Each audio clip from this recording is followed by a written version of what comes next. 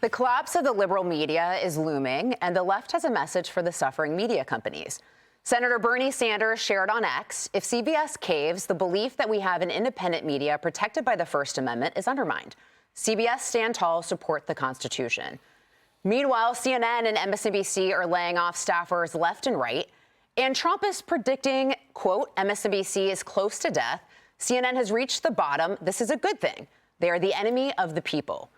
One of Trump's biggest foes, CNN's Jim Acosta, is also reportedly getting booted to a midnight shift from his 10 a.m. show.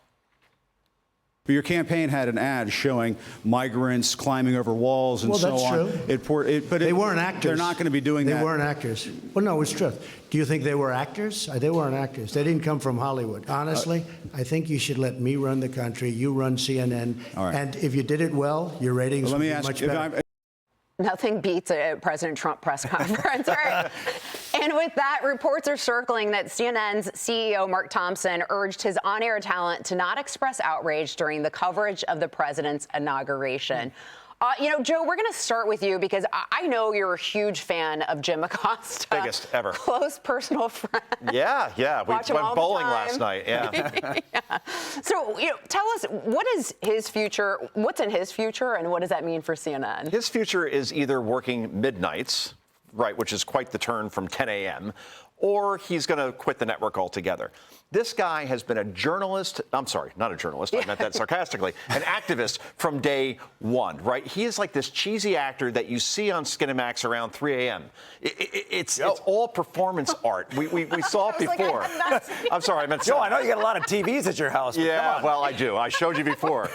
Here's the bottom line. Keep it PG, guys. Yeah, sorry about that. I meant Cinemax. It's only 6 p.m. It's a Sunday night. All right, this thing's off the rails completely. Right, here's the bottom line. CNN needs to make some big changes, right? Jim Acosta was a White House correspondent, as we saw there during Donald Trump Part 1. And then the minute he left office, curiously, he ran out of that White House briefing room like faster than Saquon Barkley. In other words, like, I can't ask a Democratic administration the kind of questions I asked a Republican administration. CNN is averaging 300,000 viewers in prime time. Let me put that in perspective for you. Toledo, Ohio has a bigger population than 300,000, yet they're in 90 million homes. Changes have to be made, and it starts with sending this cheesy D-list actor out to pasture, whether it be midnight or gone completely. Or 3 a.m. And then 3 a.m., also, for the audience at home, because Joe's my friend, he is not a big Jim Acosta fan, just for absolute clarity. Brian, there was an anonymous TV exec that was quoted before the election saying that if Trump were to win, it would mean that the mainstream media is dead. Well, he won, so is the mainstream media dead. Well, I think this is their moment of choosing, right? How do they want to approach things? I mean, the CBS thing is interesting to me. I don't know the law on this, but they did a bad thing when they took an answer from Kamala Harris that would have been enlightening for the American public, and they spiffed it up to look like she knew what she was talking about. I just think that's bad business, and I think you're losing the trust of your viewers. So they can make a choice now. They can move Acosta to midnights or wherever they're going to move him, and they can start to put some voices in the lineup who will deal honestly with what's going on. Or they can lean into what they've been doing. And in that case, I agree. Who's watching that stuff? There are too many places to get your news to spend your time watching the Toledo, Ohio, size audience of whatever. That's amazing. It's an amazing shrinkage in their audience, Joe. Shrinkage, yes. My favorite Seinfeld episode. That's right. Thank you. What's happening? Molly, I'm not going to pick on Toledo or I love Toledo. Actors, right, or Skinamax. We're lifting up Toledo here.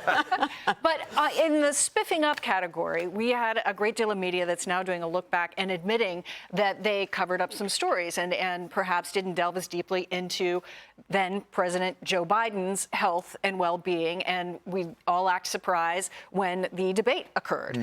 And then in the wake of that, people are angry. They feel like they didn't get all the information from news sources that they were turning to and trusting.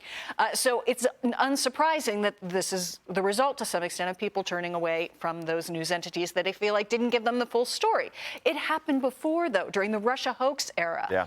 There were huge, if you watch certain networks, you would think that President Trump was going to be taken away to prison at any moment, and they were going to prove that he was best friends with Putin and all of these wild, wild things. Right. And it all turned out to be utterly false. And when the Mueller report came out and said ratings tanked on these on these networks because people felt like they didn't get the truth, they didn't get the real story, they didn't get all the perspectives, and that's one of the wonderful things that Fox does so well is the variety of perspectives. Joe, what do you predict for the next 4 years in terms of coverage? Oh, I think there's going to be a lot of well, we're seeing the layoffs right now, literally before us. There's going to be a lot of consolidation. As far as coverage, I think, to Brian's point, the reflex, the DNA of so many people that are in this industry is to whatever Trump says is wrong, is bad, and therefore will be criticized. And it becomes this thing you don't want to be in television, and that is predictable. You don't want to be an echo chamber. And what separates Fox, and I'm not saying this because I work for Fox, because for many years I covered Fox before I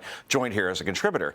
We have an actual news division, right? You watch Special Report with Bret Baier, and you see an actual news show, right, where you're getting just objective journalism, right? Bill Hemmer and Dana Perino, America's Newsroom, that is a great show because they have so many Democrats on because they realize it's fair. You don't see that on MSNBC or CNN.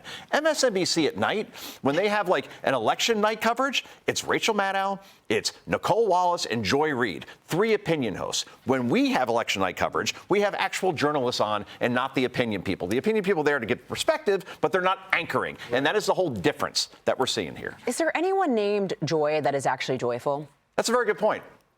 Joy Behar, Joy Reid. Right? Exactly. As long as they don't work in the media, yes, they probably are. Actually, if they work in the media, actually, if you're watching, your wonderful Joy. Joy. I love you, Joy. You're probably a lovely individual. Yeah. Brian, good. There's a Joy in Toledo watching this show, and we love you. Joy Behar, not so much. Go Toledo. All right. Thank you for that, Brian. All right, still ahead. A box office flop has been nominated for 2 Oscars. Is it because it's an anti-Trump film? We'll cover it next.